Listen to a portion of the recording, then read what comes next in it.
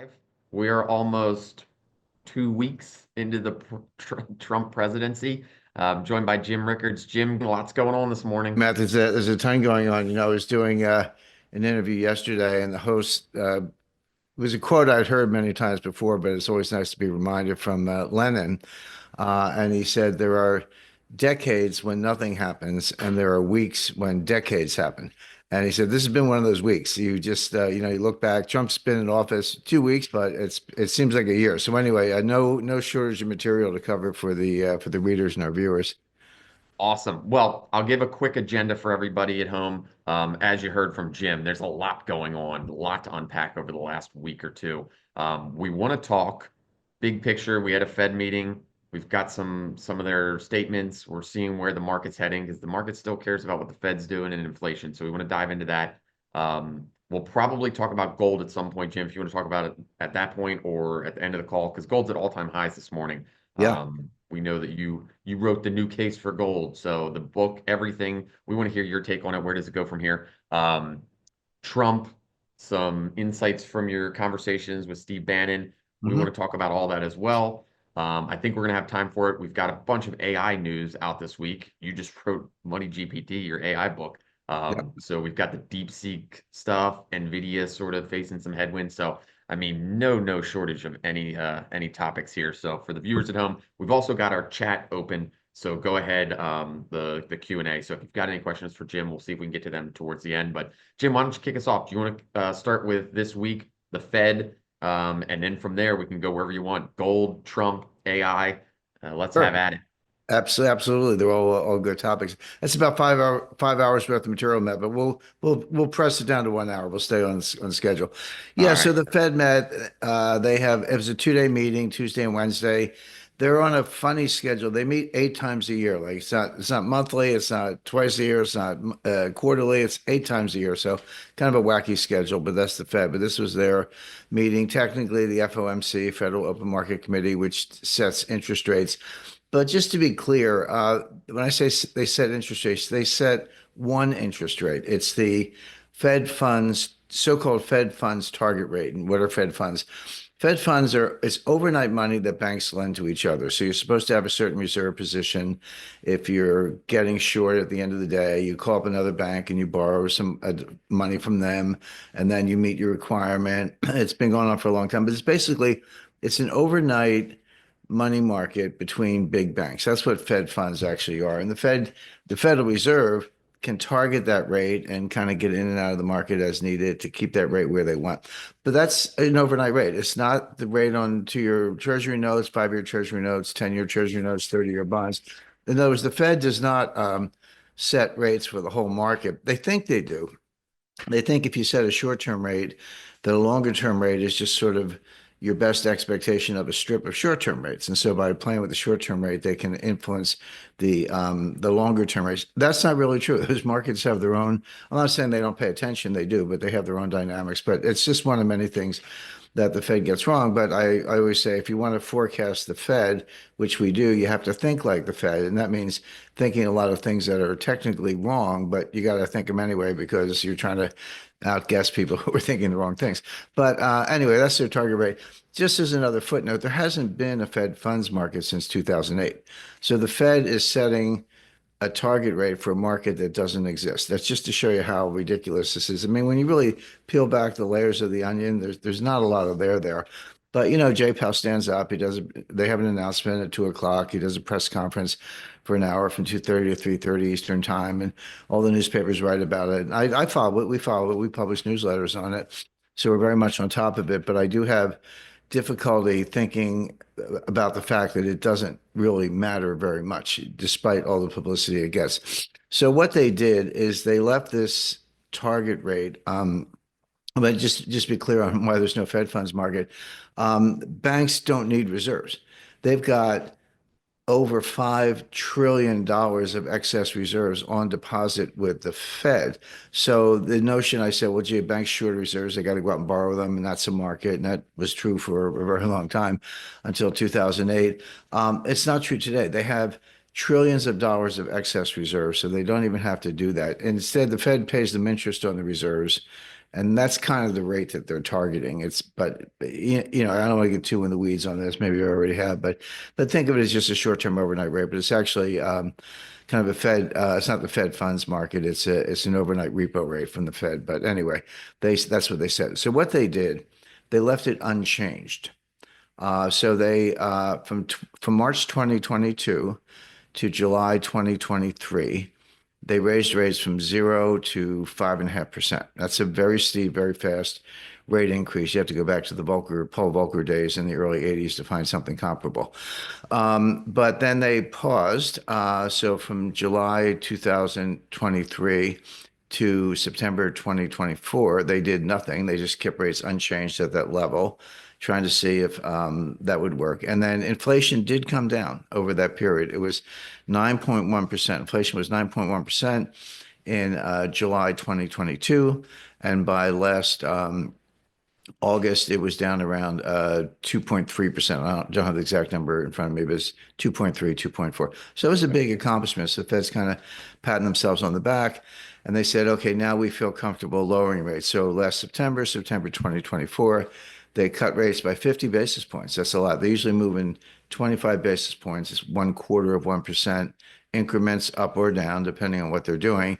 But they took a big jump down 50 basis points, another 25 basis points in November, and another 25 basis points in December at those meetings. So now you're down 1 full percentage point from 5.5 to 4.5% for the target rate. And then here comes January. So why didn't the Fed keep cutting rates? They started the rate cuts in September. Why didn't they keep doing that?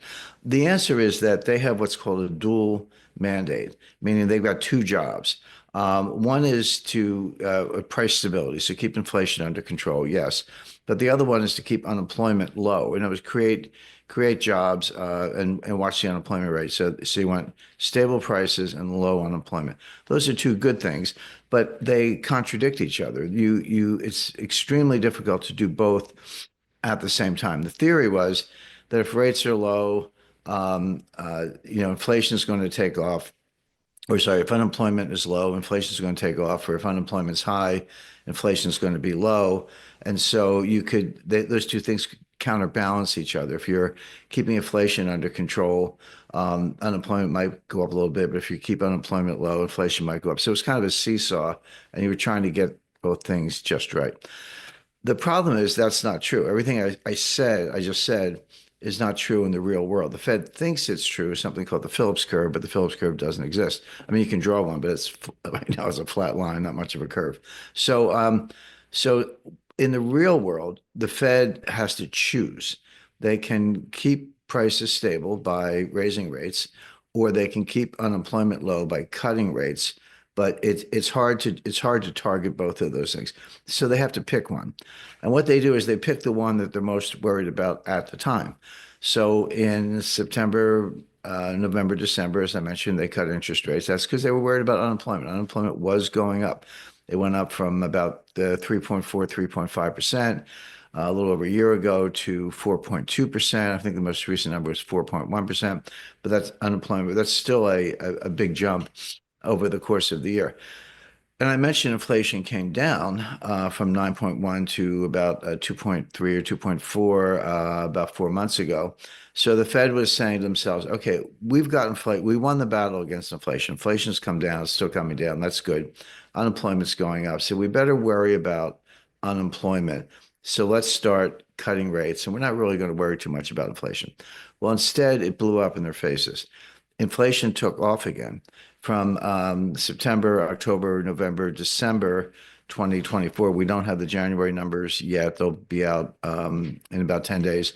But in those 4 months, inflation went up all 4 months. And so instead of going down, which it had been, all of a sudden it's 2.5, 2.6, 2.7. I think the most recent reading was 2.9. I'm talking about headline CPI. That's the rate I use. That's the rate that people actually pay when they go shopping. They have all these other rates, inflation rates. They got like 10 of them. There's CPI core. There's CPI regular, CPI core.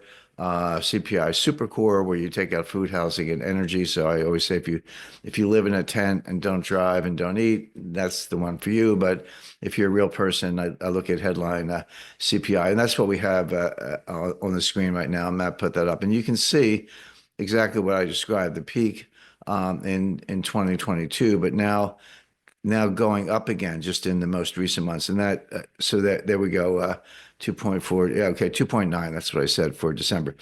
So inflation is back.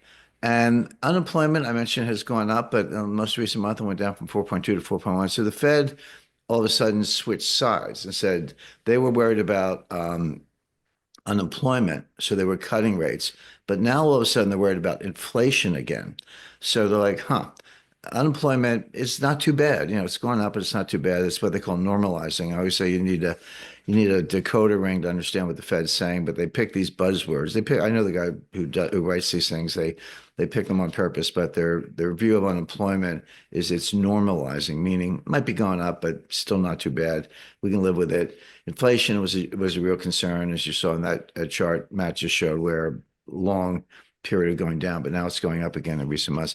So they decided to pause, meaning they're going to keep rates at what they think is a tight level to fight inflation. And if unemployment goes up a little bit, they're not too worried about it. Here's the truth. The truth is they don't know what they're doing. They don't know what's coming next. And they kind of said that. It's rare for the Fed to say that, but in his last press conference in December, and again a couple of days ago, Jay Powell said, we're looking at data. Well, so am I. We're all looking at data, but I'm not the Fed, but they are. But they don't know any more than we do, maybe less, actually, because I think we get our models right. But so they're just, it's kind of like do nothing is the best. If you don't know what you're doing, do nothing. Sometimes that's good advice. And that's what they did. They did nothing. So the question for investors is, okay, what happens next? What's going to happen to inflation? What's going to happen to unemployment? And what are they going to do at the March meeting? I think it's March 19th. Could be off by a day, but around March 19th is the next Fed meeting. What are they going to do? They very much signaled that they're going to pause again. In other words, it's going to take a big drop in inflation to get them to go back to rate cuts. They're very worried about inflation. And it's going to take a big drop in unemployment to get them to, same thing, basically to cut rates at that point. So what's likely to happen is unemployment is going to start to go up. We're at a point where new hiring has completely dried up. The layoffs have not begun in a big way. Unemployment goes up when companies laying off 10,000, 20,000 workers, small businesses are laying off staff, left and right. That wave of unemployment, that wave of basically people getting fired and unemployment going up hasn't hit yet. But what has hit is new hiring. New hiring just hit a wall. Nobody's hiring anybody. They're not firing people en masse, but they're not hiring people either. Well, that is a strong signal that the wave of unemployment is about to begin. The companies don't like to fire people. They're hard to hire. They're hard to train. You get a team. Everyone's doing their jobs. The last thing you want to do is fire people. You'll do everything else, negotiate the rent down, cut the laundry bill, turn the lights off. You'll do everything you can to save money, except fire people. That's the last thing you do. But we're getting close to that point. So as far as inflation is concerned, I mentioned inflation is going up. It has. It's gone up a lot. The Fed's concerned. That's why they did not cut rates in January. But this is a kind of supply side inflation that tends to snuff itself out. In other words, a lot of it's driven by energy prices. And there's a saying in the markets, the best cure for high energy prices is high energy prices. In other words, when the price of gas at the pump, diesel fuel, jet fuel, all that goes up enough, people react to it. They drive less, the airlines raise prices, and people fly less, and they buy fewer consumer goods, and there are fewer trucks on the road, et cetera. And then that tends to bring it right down. We're in a period of oversupply. Trump's going to be talking to OPEC. We've been cutting off Russian oil exports as much as possible. But Russia's still exporting oil to China and India and elsewhere. They're pumping as much as they can. In the U.S., it's going to be drill, baby, drill. You can already see that coming. Whether the oil companies actually do drill that much remains to be seen. They may get permission to do it because of Trump, but they may not want to do it because of oversupply. So my expectation is that the inflation may go up a little bit more because it lags and energy prices have been going up, but that will start to turn around. Not all at once, but that'll peak around 3% and then maybe start to turn around. And then for unemployment, it has not been going up a lot, but it's going to start to go up a lot. You'll see it kind of 4.3, 4.4, 4.5. At that point, the Fed will flip again, meaning they'll start cutting rates because, like, hey, inflation's under, it's kind of back to where they were in December. Inflation's under control, unemployment's too high, so we need to cut rates. We're not there yet. We probably won't be there by March. I don't expect the data by March, even if it turns a little, it won't turn a lot. The Fed doesn't turn on a dime. They need to see 3 or 4 months of data before they're convinced that the turn has taken place and they can change policies. So my expectation right now is that unemployment is going to start to go up, but not right away. Inflation is going to start to come down, but not right away. We're at the turning point on both. We won't see radical changes by March. We'll get to March. The Fed will pause again. And then the next meeting after that, I think, is in May. We'll be following it. We'll be updating readers, and we have a pretty good track record of staying ahead of the curve. But the Fed, I guess the big takeaway is the Fed doesn't really know what's going on, and they don't really know what they're doing. So they're going to wait and see data. We'll get the February employment report on, I think, February 8th or February 8th, I think, or 7th, maybe. We'll get the January inflation numbers on February 12th, and then by the way, by the March meeting, we'll have the March data also. We'll have February unemployment, February inflation. So they'll have a lot more data by March. My estimate is they just pause. They'll pause again. Maybe by May we'll see another rate cut. But I would make the point that the markets are going the wrong way. Short-term interest rates are coming down. They don't care what the Fed does. The Fed is not leading the markets. Don't think that if you can forecast the Fed, and that's what we do, that you can forecast the markets just as easily. The markets actually don't care. Market interest rates are coming down. They're not waiting for the Fed. So the Fed is not leading the markets. They're following the markets. So my main takeaway would be don't look at the Fed. We do, and we keep people informed, but the Fed's not leading anything. The markets are. So keep an eye on the markets. Yeah. Is there anything, I mean, looking at inflation, because I think a lot of the folks watching at home right now, they feel inflation, they see it all over the place. And since we've been following you and strategic intelligence, we know the Fed is almost always reactionary. Is there Right. anything that you would look at? Is it energy prices? Is there anything that you look at sort of on a day-to-day that would say, think inflation is going to start coming down? Right. Is there anything No, no, price-wise? no, you're right, Matt. And it is energy prices. You can look at the WTI, West Texas Intermediate oil futures. That's a good indication. But here's why. People say, well, gee, if energy prices go up, the price of gas at the pump goes up. That's true. But energy affects everything. It doesn't just Mhm. affect you when you put gas in your car. Think about all the goods. You go to the supermarket, all the goods on the shelf, bread and canned goods and fresh fruit, whatever. It all got there by a truck. Mhm. In other words, or it came in by an airplane and then went to a distribution center and then it was distributed by truck, or it came in on rail or ship or et cetera. So everything getting from a source, whether it's blueberries from Chile this time of year because they're not growing in the U.S., or Chinese manufactured goods, Japanese electronics, German, whatever it is. Yeah. It got here through a transportation channel that needs energy. So the price of energy affects the price of everything because it has to move around. So if you said, Jim, give me one single thing I can look at that will tell me what's going to happen with consumer prices and prices of goods on the shelf, I would say the price of energy. And it has come down a little. Now, it went up a lot, but from late last summer to today. Well, yeah, you can Yeah, see it this on the is the chart. price of just WTI. Right. You can see the chart there in WTI. It went from well, the low was around 69 to 80. Well, that's a big spike. But then look at what's happened since then, since late last year. It's back down to 72. So it's way Yeah. off the top. I expect it to come down more, and then that will cool off inflation. And then if I'm right about no hiring being a precursor to layoffs, and the layoffs kick in, the unemployment's going to go up. So the Fed will continue cutting rates, but probably not in March. I would look for that in May. But the markets are doing it on their own.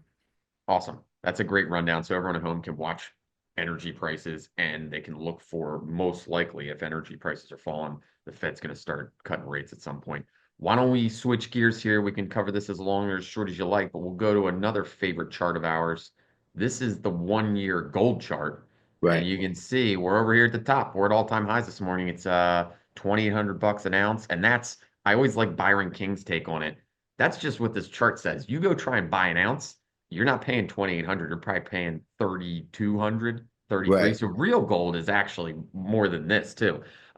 Give us a rundown because we haven't talked to you in a while. We haven't really drilled down on gold, or just talk big picture. What are you seeing out there? Do you see more upside in gold? Do you have, I guess, like if we're watching at home, like what's making this move happen? And what are you interested in the gold space? Right. One thing that's really interesting is there's been a lot of talk recently about the strong dollar, and the dollar has been very strong. So, the euro got down to like $1.02. It's back up to about $1.04, but that's way down from $1.16 where it was not that long ago. Uh, the Chinese yuan is collapsing. It's blown past. It was kind of 7.1 for a very long time, and it blew past that. It's like now 7.3, getting close to 7.4 to the dollar. Swiss francs. You go through all the currencies, Japanese yen, et cetera. So we're seeing a very strong dollar. And usually, often, I should say, that's inversely related to gold. If you think of dollars and gold as competing forms of money or stores of wealth, and when people say gold, they're talking about dollars. I mean, we're looking at the chart, okay, 28.10 per ounce, and not that long ago, 2,000 per ounce. So that's a 40% increase over the course of the last year, which is spectacular. But we're always quoting the price in dollars. $2,000 an ounce, 2,800 an ounce. I think it'll get to $3,000 an ounce sooner than later. But we're really set when we say dollars per ounce, we're talking dollars. So when the price of gold goes up, you can just as validly say, well, yeah, but the value of the dollar is going down. It costs more dollars to buy an ounce of gold, so the dollar is worth less in terms of gold, and that's true. But the dollar has been strong in terms of other currencies. What does that mean? It means that those other currencies are falling even faster. You need even more euros and yen and Chinese yuan to buy your ounce of gold. So one way to think about it is that if you look in currency space only, put gold to one side, just look at currency space. The dollar's leading the pack. It's like a horse race, and they're coming down the stretch, and the dollar's got a big lead, and the lead is widening. The dollar is very, very strong. But if you take all those currencies and as a basket and compare them to gold, gold is going up against all of them. It's going up against dollars, but it's going up even more in terms of euros, yen, yuan, and Swiss francs, and all the other currencies. So we live in a funny world where we have a strong dollar, that's clear, but gold is also strong in terms of dollars. So it's not a straight inverse correlation between gold and dollars. It's like, no, dollars are running away from the other currencies, and gold is running away from dollars, and gold is very, very strong at the moment. I expect that to continue. The reasons for it are that kind of first week of economics, what do you learn? Supply and demand. So what's the supply? Well, mining output has been flat for about 5 years. It's not crashing. I'm not talking about peak gold. I'm not saying there's no more gold coming out of the ground. There is, but globally it's been flat. Demand is going up, mostly coming from central banks. We're not at the stage where, I talked to one of the top uh, private gold dealers yesterday. He said that his retail customers are selling gold that because they need money. There are a lot of different forces in the economy, Matt, and you're like, gee, isn't this a great time to buy gold? Well, I think so. Although we were recommending it at 1,300 an ounce and 1,500 an ounce and 1,800 an ounce. We've recommended it all along. Now it's at $2,800 an ounce, so that's worked out extremely well. But it hasn't been a frenzy. It hasn't been, panic buying, at least at the retail level. And my dealer friend who's very plugged in, he's a physical dealer, not some kind of Wall Street trader, said that people are basically selling him gold. He buys it and stores it and sells it later. So he's a dealer in that sense. But he said a lot of customers have been coming in. I talked to him about certain kinds of gold coins I'm interested in. I talked to him a couple of years ago. He said, Jim, I can't even find them, and the commission's huge. And I said, is that still true? He said, no, I got a lot of them. And, commissions are down, they've been like 15%. He said commissions down like about 6%. So that was interesting. And he said the men had stopped making them for a while, and now they're back. So at the retail level, we're not seeing a buying frenzy. So where's the buying coming from? It's coming from central banks. The big two, of course, are Russia and China. Russia, one of the reasons Russia has been able to withstand U.S. economic sanctions because of the war in Ukraine is they spent 10 years, actually longer than 10 years, beginning around 2009, buying gold. And by the time the war broke out in 2022, Russia had 25% of their reserves in physical gold stored in Russia. Their reserve position was around 600 billion, and they had 150 billion dollars in gold.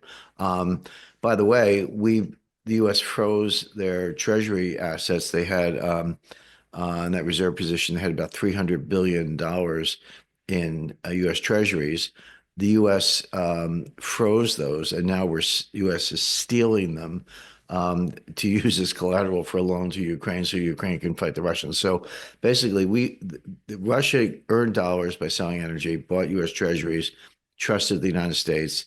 The U.S. stabbed them in the back, stole the assets, and used them to finance a loan to pay Ukraine to fight the war. So Russia's own assets are being used to fight a war against Russia. That's how crazy the world is. But what it means, if you're Saudi Arabia or Taiwan or Korea or certainly China, India, any other country that has large dollar positions, you want to think twice. I'm not saying people are getting out of the dollar. You really cannot get out of the dollar because there aren't any good alternatives. Do you really want to load up on, Italian bonds or German bonds, Japanese bonds? I don't think so. But gold, yes, not 100%, but at the margin. So Russia's U.S. treasuries were frozen, but its gold was not. This is the benefit of a physical asset. It's not digital. You don't need a wire transfer system. You just need a good vault, and Russia's very good at that. So that has really saved them economically to some extent in this war. So everyone's looking at that. So who's buying? China, Russia, India, Kazakhstan, Mexico, Philippines, Vietnam, Turkey. Some are more transparent than others. You can get this data. Just go to the World Gold Council website. You have to sign up. It's free, but you can find everything I'm talking about. I check it on a regular basis. So is retail at the frenzy stage? No. But are central banks buying? Yes. And that demand is increasing. So when you have constant supply, because mining output is not increasing, and higher demand from central banks, that's going to drive the price of gold higher. Now, the central banks are very smart buyers. They're not going to start a frenzy. They buy the dips. They take a little bit, let's say a little bit, a few tons, 5 tons, 10 tons a month. But it's slow and steady. So it's a very good trade for individual investors. It's what I call an asymmetric trade. I mean, no guarantees, but the downside is limited because of the central bank demand, but the upside is unlimited because central banks are going to keep buying. Eventually, we'll get to the frenzy stage. We're not there yet. So it's the kind of trade I like where, could you lose? Yeah, but probably not a lot, and you could make a lot. So it's a good trade in that sense. I guess the question is, when do we get to the frenzy stage? And there's a little bit of math. I always say it's sixth grade math, but that's when I went to sixth grade. I'm not sure what they teach today, but people think of gold in dollar terms, and that's right. I mean, that's the whole market is basically denominated in gold, and they think of $100 increments. So it just went literally in the past few days from 2,700 to 2,800 per ounce. Now it's above 2,800. That's an all-time high, by the way. It'll chug its way to 2,900 and eventually 3,000. So people look at those, but the math is interesting because as the price gets higher, it's basically in terms of percentage gains, forgetting about dollars, but percentage gains. it's $100 divided by the starting price. So 100 divided by 2,700 is a certain percentage gain, et cetera. But as the price gets higher, those $100 increments represent a smaller percentage. It's still $100. If you have 100 ounces and it goes up $100, that's $10,000 in your pocket. Nice going. But the percentage increase is smaller. So that means it gets easier. So, going from 3,000 to 3,500 is easier than going from 2,500 to 3,000. Both examples are $500 increments, but because the starting level is higher, the percentage gain is smaller, which means it's easier to do. So, I mean, there's no free lunch. You got to, do the math and figure out how much you're making in both measures. But in terms of capturing the public imagination, $3,000 is one of those thresholds, one of those psychological barriers. As an economist, you would say, so what? But as a analyst and a marketer and a investor, it's one of those critical thresholds. So I would watch for it to cross 3,000 sooner than later for the reasons we mentioned. And that's going to get a lot of attention because it's been in the 2000s for a couple of years.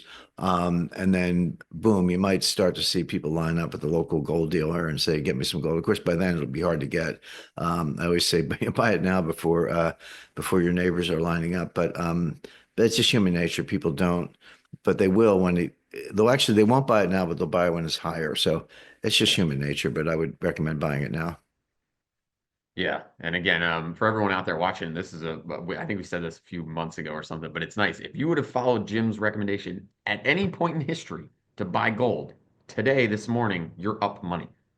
Gold has marched higher. And the thing I like about it, unlike a crypto or some of these crazy volatile things, it's doing exactly what you'd want money to do. Right. It's just slowly going up as all the other fiat fake money is, burning in a dumpster. That's right. So it's doing exactly what we want it to do, and we appreciate all your insight on it. So, all right, Jim, we got to switch gears. We got a bunch of stuff happening here. Yeah, yeah. Trump is in office.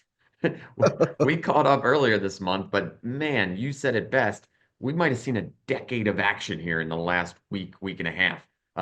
Give us a rundown. What are you hearing? I know you're in the sort of inner circle with Bannon. You see a lot of what's going on. What has been impactful from the Trump administration so far, and what are you seeing? Well, we'll do a great question, Matt. We'll do big picture and then kind of drill down a little bit. Big picture, um, I hate to use cliches, but this is shock and awe to the progressives and the woke and the liberals and the Democrats. Um, each day, you can look at every day from the day Trump was sworn in. I mean, Trump, remember, he was sworn in at the Capitol at noon on January 20th. He sat there in the Capitol. He didn't even go back to the White House. He sat there at the Capitol and signed a whole bunch of executive orders, big ones, putting an end to DEI, basically authorizing his administration to begin, cutting spending, and imposing tariffs. He did an enormous amount. Then he went to a rally at the Capital One Center. He's still not back at the White House. This is on Inauguration Day. He goes to a rally at Capital One Center, which is a big arena, like a sports arena, and gives a speech, but he signs a bunch more executive orders. People are losing count at this point. And then he goes back to the White House. The inaugural ball started around 6 o'clock with cocktails or whatever. He's got to go to 3. He's got to suit up, put a tuxedo on. But he's sitting there in the Oval Office having a press conference, signing more. I think he did about 60. Like I say, people were losing count, but did about 60 executive orders on day one, and then just kept it up the next day and the next day. And these were huge. Firing bureaucrats and across the board very heavily, waves of firing at the FBI. You really got to clean house at the FBI. His cabinet nominations had all been done before the inauguration, so they're all going through the hearing process right now. They are getting confirmed one by one. They've all been confirmed if you not ignore, but just don't count Matt Gaetz, who was nominated for Attorney General, but he crashed and burned within a couple of days. They put up Pam Bondi. Pam Bondi's out of committee on her way to confirmation as Attorney General. They did a lot of smart precautionary stuff because these confirmations are happening quickly, but they're still in process. And we had, I'll talk about the hearings yesterday. But you kind of get them done one by one, but it takes a few weeks at best. In some situations, it takes a month or more. Well, who's running the government in the 2 weeks or the month, let's say, that it takes to get these cabinet officials confirmed? Well, the answer is the person who was there before. These are Biden people, and worse than Biden, there are a lot of Obama people that Trump never got rid of in his first term. And so the danger is that you'd have a Biden plant in basically as an acting Secretary of Commerce, acting Secretary of the Treasury, et cetera, who could do a lot of damage while you're waiting for the Trump appointee to show up. So the Trump transition team and now the Trump administration, to their credit, thought about that, and they had a bunch of so they fired those acting people and put in their own acting secretary. So while you're waiting for Pam Bondi to be confirmed as Attorney General, there's an acting Attorney General who's a Trump loyalist running the Justice Department. Same thing at Defense until Pete Hegseth got in. So they even anticipated the gap between inauguration and confirmation and put in acting secretaries in all those agencies so they could start to fire other people and also prevent a lot of things from happening. So getting ready for tariffs, getting rid of DEI, a long list of executive orders, ending the Green New Scam. They stopped aid to foreign countries with the exception of Egypt and Israel. They kind of bungled that a little bit because they said we're going to stop all aid across the board, period, not counting statutory programs. So it had no impact on Social Security, Medicare, Medicaid, other government entitlement programs that are statutory, that are required. Those were unaffected. They were not affected at all by Trump's executive order. The problem was that the executive order wasn't clear. I mean, it kind of said that, but you almost had to be an expert to know that. And the media started fanning the flames, like Trump's cutting your Medicare school lunch programs, et cetera, which he wasn't. But there was just enough ambiguity in it to allow the media to gin up that story. And all of a sudden, Trump's playing defense. To their credit, the White House came out, I think 2 days later, and rescinded the order, which is smart. I mean, you got a mess on your hands. You want to keep arguing with the media, the legacy media, and fighting all these rumors, or just, put an end to it. So they did. So they made a mistake. It was actually, in my view, good policy, but they bungled the rollout by not being careful about the wording or not being clear about the wording. And instead of just getting in a shouting match with the media that could go on for weeks, they just said, we're pulling the order. Done. We'll get back to you on that. And they will. So those cuts are going to be made. But you have to say that the Trump administration made a mistake, but to their credit, they admitted the mistake and they fixed it. And that's the thing. We all make mistakes. I don't care if you're president of the United States or, a sixth grader taking a test. We all make mistakes. That's not the test. The test is, do you know it? Do you admit it? Do you fix it? And you make sure it doesn't happen again. And that's what the Trump administration did. So they got past that, but they'll be back. They're going to cut these aid programs. They're just going to be a little bit more careful and more selective about how they do it. But the confirmations are moving forward. Some of the spending cuts have gone ahead. They're firing people left and right, which they really need to do. And it's not just a matter of getting, and I mean, particularly the FBI and the Justice Department. Those are the two kind of most rotten branches of the U.S. government. They were completely politicized and weaponized, starting with Obama and Eric Holder, by the way, but even worse during the Biden administration with Merrick Garland, who was a complete, ideologue, and whether it was James Comey or Christopher Wray or and again, below those people, you have deputies, deputy assistants, assistant deputy, et cetera, assistant to the assistant. It's all in the plum book. We talked about that before. It's kind of like a phone book with all the 8,000 government jobs where the president can fire people and pick his own people. Trump messed that up in 2016. They are not messing it up this time around. They know they only have one term left. So we've already seen Trump fired 14 inspectors general. He fired 16 people at the Justice Department today. These are, as I say, they're regional directors. You have a head of civil rights. You have a head of national security in the Justice Department. I mean, the lawyers basically who handle those areas. They're all getting fired, which is great. The Trump team has thousands of resumes, word of mouth, recommendations. They've been working on this for months, so they have the lineup. It's a football game. You pull one player and send somebody else in. They got the people they're sending in, and they're good people. They're MAGA people, but they're also competent. The other thing I'm kind of happy to see about the Trump administration, we're getting some younger people. And when I say younger, mid 40s or 50s, but enough. Nancy Pelosi is 83, Bernie Sanders is 84. Joe Biden's out, but he was 81. James Clyburn, party leader from South Carolina, was like 85. I mean, enough with the 80-year-olds. There's nothing wrong with being 80-year-olds. We all, hopefully get there. But there are other things to do with your life. Enjoy the family, travel, write a book, whatever. But you don't have to curl up in a ball. But you shouldn't be running the government at that age. But these Democrats just cling on. They just hold on. Ruth Bader Ginsburg died on the bench. She was 92. She had 4 cancer diagnoses. They kept telling her resign so Obama could pick somebody, but she didn't, and she died, and sadly, and Trump picked the replacement. So there's a price to pay for holding on too long, but the Democrats do it. But the Republicans are getting in, like I say, some, 40, late 40s is a good age to run the government. You're old enough to be seasoned, but young enough to have the energy level and some of the toughness you need to do those jobs. But we're starting to see that, so that's a nice change. And people like Pam Bondi and Pete Hegseth and many others. So the turnover is happening. They're digging down. They're going down below the top level, 3 or 4 levels down, and firing people, which is a great thing. The last couple of days, I was very focused on the confirmation hearings. I did an interview with Steve Bannon last night, and he sort of had a team approach. Naomi Wolf was on. She covered RFK Jr., and I was covering Tulsi Gabbard and Kash Patel. Kash Patel is the nominee for head of the FBI.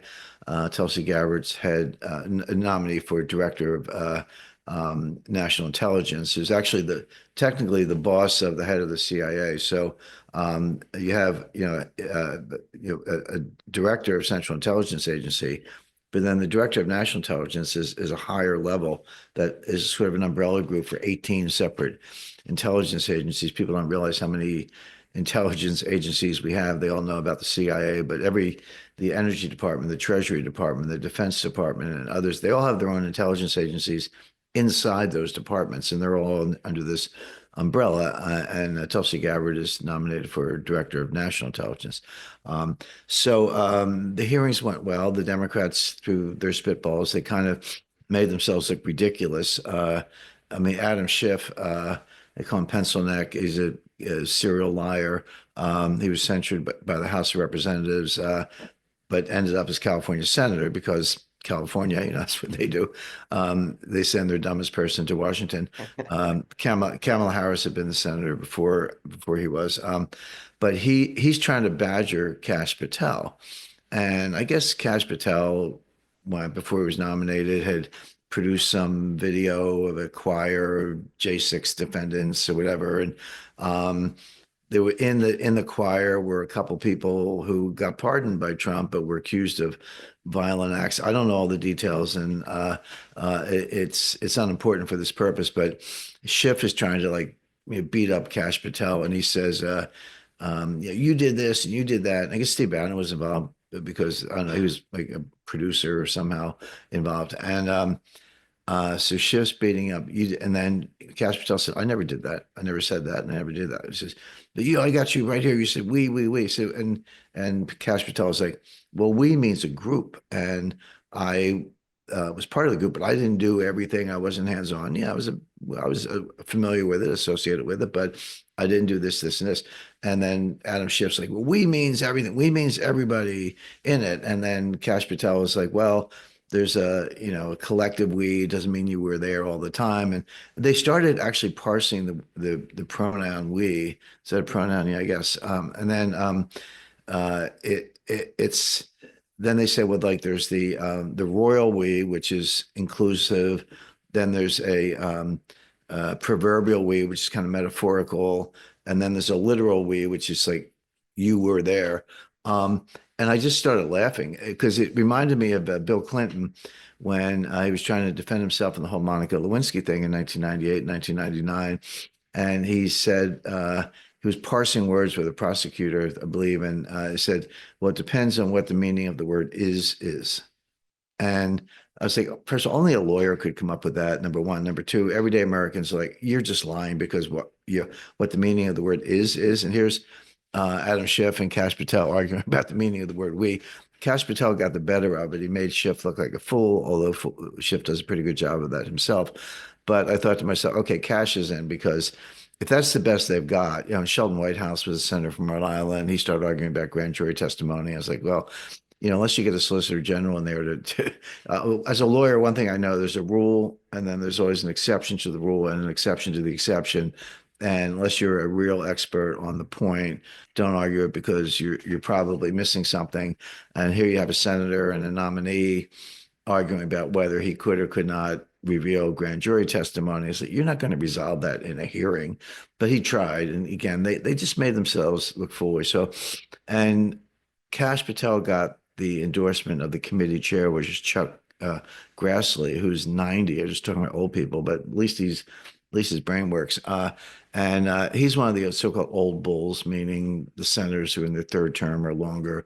He has a lot of respect, and he endorsed Kash. So that's enough. There are a lot of rhinos that no Democrat is going to vote for Kash Patel, not one. Mhm. But you have 53 Republicans. You only need 50. It'd be nice to get 53, but you only need 50. And so you go down the list of the rhinos and say, who's going to vote against him? Lisa Murkowski, maybe. Susan Collins, maybe. Not sure. But when you look at John Cornyn, Joni Ernst, Mitch McConnell, John Barroso, John Thune, they're the other rhinos. If Chuck Grassley wants Kash Patel, which he does, they're all going to vote for Kash Patel. So I think he's in. RFK Jr., I couldn't watch because I was watching the other two. Naomi Wolf kind of covered that. The only thing I would say about RFK Jr., Nicole Shanahan sent out a tweet and basically said, don't mess with Bobby Kennedy, don't mess with RFK Jr. And the applied threat was, if you vote again, if you're a Republican, again, Democrats are not going to vote for him, we know that, but it doesn't matter. You need the Republicans. If you're a Republican and you vote against RFK Jr., I'm coming for you. We're going to primary you. We're going to drive you out of Washington. Serious threat. Who's Nicole Shanahan? Most people have never heard of her. She's one of the richest, most powerful women in the world. She was the ex-wife of the co-founder of Google, or now, it's called Alphabet's the stock, but Google basically. So, they're worth. We're talking in the $100 billion range, not a billionaire. That's nice. $1 billion is a lot of money. These people have like $100 billion, and she was his running mate. When he was running for president. Nicole Shanahan was his VP.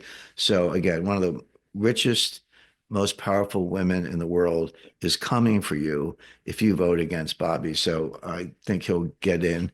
And then the other one is Tulsi Gabbard. Tulsi is going to be close, but I think they're, again, Murkowski, Collins, maybe Mitch McConnell will vote against her. You can lose 3 Republican votes. You can't lose 4. If you lose 4, you lose. If you lose 3, it's a tie, and then J.D. Vance breaks the tie, and you're in. But there, I think her air cover comes from Lindsey Graham. Lindsey Graham is a total warmonger, wants, more dead Ukrainians. And Tulsi Gabbard is a peace proponent. She wants peace negotiations and wants to end the war. So that would normally mean he wouldn't support her. But I made the point on Steve Bannon's show and for our audience that the Director of National Intelligence is not going to decide the outcome of the war. That's going to be decided by the White House. Obviously President Trump, J.D. Vance, Mike Wallace, who's the National Security Advisor, Pete Hegseth, Secretary of Defense, and I think Marco Rubio, Secretary of State, will have a voice. That's the group that's going to decide the war. And so the Director of National Intelligence, they don't make policy, at least they're not supposed to. They're supposed to gather intelligence, do analysis, provide it to the president, and then let the White House decide. So I think Lindsey Graham can feel comfortable that even if he disagrees with Tulsi Gabbard on the war, that she's not going to make the decision, and she shouldn't. I mean, that's not what intelligence agencies do. They blow things up and do other things, but policies made in the White House. So I think Lindsey Graham knows that if he wants to keep the war going, he has to talk to Mike Waltz and President Trump, and so he can comfortably vote for Tulsi. And if he does, the other ones will feel comfortable, like, hey, he's the biggest opponent, and if he's Yeah. on board, we're on board. So I think all three of them. I think RFK Jr., Tulsi Gabbard, and Kash Patel are all going to be confirmed. I think Cash is over the finish line. RFK, I wouldn't mess with Nicole Shanahan. And for Tulsi, I think Lindsey Graham will give her a pass and she'll get in. So it'll end well, but it was a tough day of hearings. Yeah. All right. What if we've got 10 minutes left. I think we've got two decent big topics, and the one we've seen some questions come in on DeepSeek. We can cover that one last. But back onto Trump, one more thing that we had is just sort of tariffs, trade wars. How do you see some of that shaking out? Because we've had a lot of interesting fireworks in the last 14 days. I mean, a little Well, less than that, but 14 days, yes, but I'll just say 14 hours before I went. But you're right, Matt. Before I went to bed last night, the breaking news was Trump is putting 25% tariffs on Mexico and Canada. We're not talking about China. We get China, Japan, whatever. These are like our two biggest trading partners, our two next door neighbors. 25% is not 5% and 10%. 25% is a huge tariff. Trump gave three reasons for doing this. One, they're not doing a good job of securing the borders. Now, the U.S. has had open borders for 4 years under Biden. We all understand that that border is being closed. Tom Homan, the borders are Kristi Noem, the Secretary of Department of Homeland Security, which has the Border Patrol and Immigration Customs Enforcement under her jurisdiction, and the heads of those agencies themselves, they're working flat out. The line officers, the agents themselves are relieved, like, hey, we finally get to do our jobs. So they're detaining people, they're closing the border, they're closing the crossings, they're ending this app that Biden invented that you could just kind of walk into the country. But but that's a lot, and it's been a very short period of time. And meanwhile, some immigrants are coming in. So Trump's looking at Mexico and Canada and say, hey, it's not just a matter of we, the United States, closing our border. You got to secure your borders too, so those people don't try to get in the first place. Number two, fentanyl. It's coming in from both countries. And we don't have to belabor the story. Some say 100,000, but more recent estimates showed 200,000 Americans a year are dying of fentanyl overdoses. And then the third reason is that they subsidize their companies now. And the big one, because you go back to NAFTA, but NAFTA was a Clinton era treaty. Trump renegotiated it, and it's now called the USMCA, which is the U.S. Mexico Canada Agreement. It sounds like YMCA, but USMCA. But it basically sets tariffs at zero for a lot of things coming in from both countries. Well, a lot of people are like, well, okay, so General Motors or Ford put a car plant in Mexico. The labor's cheaper and the cars come in duty free, and we get Fords and Chevys cheaper than would otherwise be the case. But that's not, I mean, that has happened. That is true. But what happened that's much more serious is that seeing that the Mexican-U.S. border had no tariffs on automobile imports into the United States, China went out and bought up all the Mexican companies or put their own companies in Mexico. So China had high tariffs on Chinese cars, particularly electric vehicles, coming directly to the United States. So what they did is they bought Mexican companies, started making Chinese electric vehicles in Mexico and bringing them in tariff-free, maybe to put Tesla out of business or just to dominate the market. And Trump said, no way. We're going to put tariffs on Mexico. But what we're really doing is preventing China from doing an end run around U.S. tariffs by coming in through Mexico. So it's a big deal. My friend Chrystia Freeland, I call her my friend because I know her pretty well, but we're pretty ideologically distant. But she's she's trying to be elected party leader of the Liberal Party in Canada. it's a step away from being prime minister. First, you have to be party leader, and then if your party wins or forms a coalition, you can be prime minister. So she's trying to be prime minister of Canada. She stabbed Trudeau in the back. She was part of the reason Trudeau stepped down. They're going to have elections fairly soon, but right now we're in the party leadership. So she came out last night. I'm just going to open it up on my screen with the Chrystia Freeland plan. So this is her pushback to Trump. So I said Trump put 25% tariffs on Canada, which he did. So here's her plan. Immediately publish a detailed dollar for dollar retaliation list. Convene a summit and form an international coalition with Mexico, Denmark, Panama, and the EU. That doesn't sound very frightening, but okay. So Canada, Mexico, Denmark, I guess because of Greenland. That's close to Canada. Panama because of the canal, and the EU. Okay. Direct all federal government, that means the Canadian government agencies, to stop purchasing any goods from U.S. companies, block American companies from bidding on Canadian contracts, ban American firms from all projects funded by the government of Canada, and defend Canada's cultural sector and artists from Donald Trump's billionaire buddies. Well, I mean, just to be clear, this is a campaign program, but she's a serious candidate for prime minister, and she's up for it. She's like, hey, you want to trade war? Bring it on. I don't know. I spent a lot of time in Canada. I lived there for a couple of years in Montreal. I had family up there. They fortunately for them, they moved to Florida, so they're out. But I do have a lot of friends in Canada. I've been there quite a bit. Game on. I mean, this is we'll see where it ends.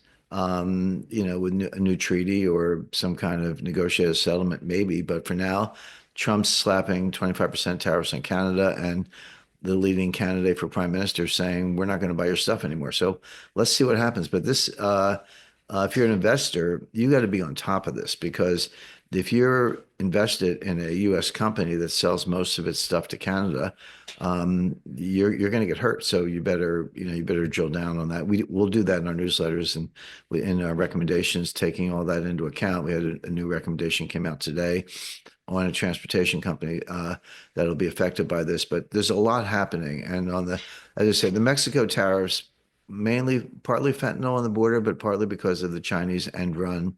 Canadian tariffs, just trade war, but at least one of the candidates is fighting back. So it's a very big deal. And we haven't even got to Chinese tariffs yet. They're coming soon, but Yeah. and then the EU, because they don't pay for NATO. So this is a big deal.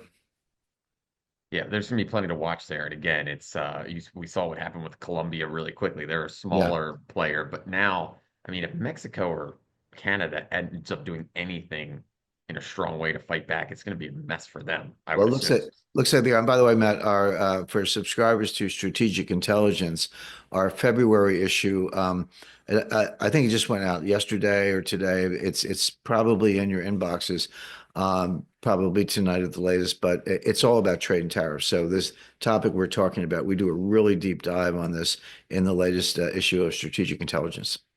All right, here's a challenge for you, Jim. We got about 2 minutes left. 2 minutes, okay. Well, let's talk. We've got some questions coming in about DeepSeek. So Okay, you've got tons of knowledge in the AI space. You just wrote a book on it. You wrote Currency Wars. This is kind of like they meet together with yeah. China, China's AI, DeepSeek, big market implications. I guess the short story for it? What's your take? Okay, lightning round. So DeepSeek is a Chinese AI GPT app. GPT, generative pre-trained transformers, but basically you get it on your iPhone. It got like 2 million apps on like the first 2 days. It's the most heavily downloaded app on the Apple Store. So basically, GPT is basically you can ask it a question, it'll give you an answer, but it'll give you more than a yes or no answer. It'll write essays, it'll write final exams, it'll do whatever you want. So it's a GPT application, a lot like Chat GPT-4, which came from OpenAI, and then Meta has one, and Google has one. I don't know the names of all of them, but they're out there. So what was special about this? Why did NVIDIA stock crash 17% last Monday? Why did NASDAQ crash 4% last Monday? Why the panic over this new GPT app called DeepSeek? The answer is that in terms of output, it's not necessarily better than OpenAI. It's honestly better than ChatGPT. It's about the same, but it is way faster and way cheaper in terms of the semiconductors. These high-end NVIDIA semiconductors. I think it's the H100 is their top chip. I mean, I could be off on that, but be it as it may. These things are 50, $100,000 each, and you got to buy tens of thousands of them to run a processing center, et cetera. We're talking billions of dollars of investment. DeepSeek said we did it with a much less expensive chip and in much less time. And so we revolutionized the AI space. And that's why NVIDIA crashed. What we've learned in the past week is that there may be less there than meets the eye. And what I mean by that is they may actually have the high-end chips. They're illegal. NVIDIA is not allowed to sell them to China, but they may have been smuggled in from through Singapore and Hong Kong and other channels. So number one, they may actually have those fast chips. Number two, what was the shortcut? Did they come up with a whole new way of doing it? Well, it looks like they stole OpenAI's output, and you need what's called a training set. What material is the app using to learn basically how to speak and write English or any other language, but how to speak grammatically and produce the kind of output we're talking about? Well, you need a training set. Well, that's where you need all the processing power because you start out with the whole internet and you got to narrow it down. OpenAI already did that. They spent billions of dollars and years doing that. It looks like DeepSeek stole OpenAI's finished product and then trained on that so you can get results a lot faster. I don't have a lot of sympathy for OpenAI because my books are in there. They don't pay me royalties. OpenAI has ripped off every author, artist, writer, analyst, composer in the world for their training set, including me. So if China rips off OpenAI, I don't care. It's like, turnabout, fair play, but everyone's stealing from everyone else as far as that's concerned. The chips are more serious because there are national security implications to that. So I think the bottom line is markets have kind of bounced back a lot. It is a breakthrough. I don't want to take anything away from the Chinese, but whether they cheated by stealing OpenAI's training set and cheated by smuggling NVIDIA chips remains to be seen, but that may well be the case. So there may be less there than meets the eye. Yeah. But the one story that's underneath all of it, and folks at home we're going to be paying attention to this for weeks, months, years to come, is it's important. Whoever wins at AI, whether, DeepSeek was real or not, I think that's like you're saying, it's all coming out. But whoever wins this or the country that leads it, it's going to be very powerful. And there's a war going on underneath the scenes. Does China have the chips? Do they not? Are they going to be able to do this or not? Like it's very, very interesting, and we're going to be covering it. Yeah, well, you're right, Matt. There's a war going on in the AI chip space, but let's see if it leads to a real war. I mean, one of the stories yesterday was that the Los Alamos National Laboratory, where we invented the atomic bomb, been working on nuclear weapons for the last 70 years, is buying the OpenAI apps for use in its nuclear weapons analysis. And I have a whole chapter in my book, Mining GPT, about nuclear warfighting and AI. So let's not ignore. Yeah, there's a chip war going on, but there might be a real war going on. Yeah. Well, it's a good reminder. If you don't have Jim's new book, Money GPT, get a copy because there are plenty of nuggets in that book that have not been said anywhere else. So, Jim, thanks again. We're a little bit over time. I appreciate you covering all the stuff, all the topics that you covered. And if anything, this is just continued dialogue for everything we covered. The Fed, Trump, energy, gold, AI, it's all coming here in 2025. So we appreciate it. And everyone at home, we appreciate you tuning in, and we'll see you next time. Thanks, Jim. Thanks.